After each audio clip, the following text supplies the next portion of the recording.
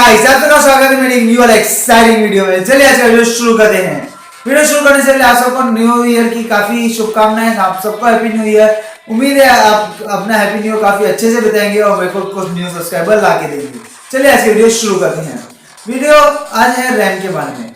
अगर आप कोई भी लैपटॉप खरीदते हैं तो लैपटॉप खरीदते वक्त आपको जैसे आप प्रोसेसर देखते हैं i3, i5, i7 और i9, उसकी जनरेशन भी अवेलेबल होती है। उनकी जनरेशन के अकॉर्डिंग उनकी रैम का एक अलग अलग वर्जन आता है। जैसे अगर i3 थर्ड जनरेशन का लैपटॉप आप खरीदते हैं तो उसमें आता है DDR3, लेकिन उसके बाद की खरीदेंगे तो आपको आएगी DDR4 रैम।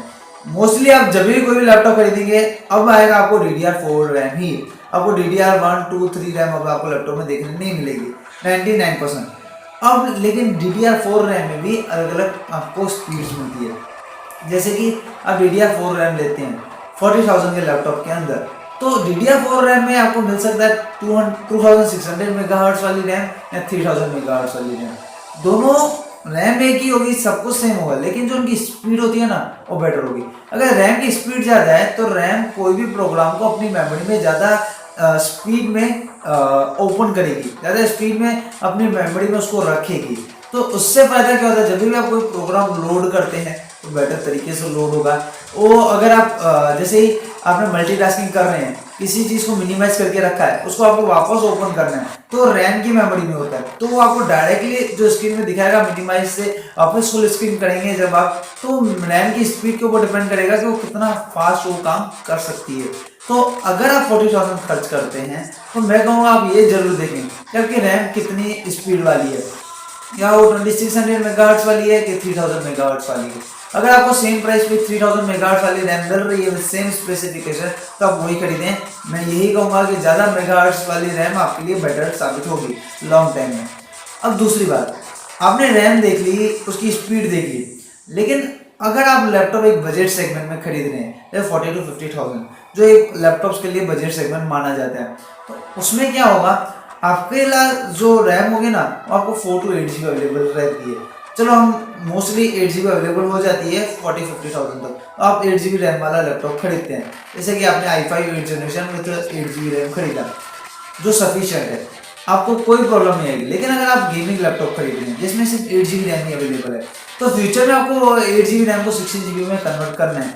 तो उसके लिए आपको क्या ध्यान देना है कि जो आप लैपटॉप खरीद रहे हैं ना उसके अंदर 2 स्लॉट अवेलेबल हो रैम के लिए, मतलब 2 अलग अलग सॉकेट अवेलेबल हो जिसमें आप रैम डालते हैं।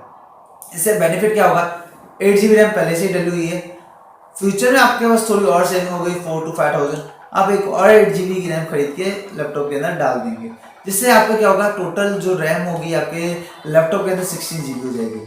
अब इसमें 2 चीज़ होती है, अगर आप एक्सपांडेबल स्टोरेज एक्सपांडेबल रैम देखते हैं, लेकिन क्या होता है बहुत सारी कंपनीज क्या करती है, रैम को एक्सपांड करने का ऑप्शन देती है लेकिन स्लॉट एक ही देती है। मतलब क्या, आपको पहले से लैपटॉप में 8 GB रैम दी है, उसको एक्सपांडेबल आप 16 GB तक कर सकते हैं उसमें, लेकिन कंपनी क्या कर देती है, स्लॉट एक ही देती है। तो उसमें क्या होगा, आपको जो 8 GB रैम पहले से दी हुई है वो निकाल के 16 GB की न्यू डालनी पड़ेगी।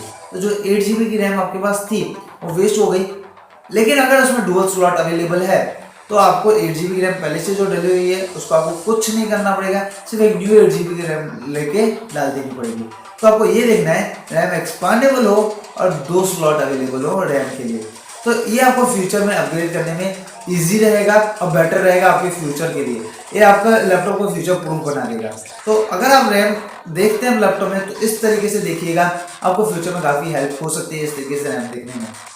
उम्मीद है आप सबको मेरी वीडियो पसंद आई होगी। अगर वीडियो पसंद आई है तो मेरे वीडियो को जरूर लाइक करें, मेरे चैनल को सब्सक्राइब करें, अपने फैमिली ग्रुप्स में, फ्रेंड्स ग्रुप में, सब जगह में वीडियो शेयर करें, उन्हें मेरे चैनल को सब्सक्राइब करने के लिए कहें। Thanks for watching my video. Jai Hind, Vande Mataram, bye bye, till next video.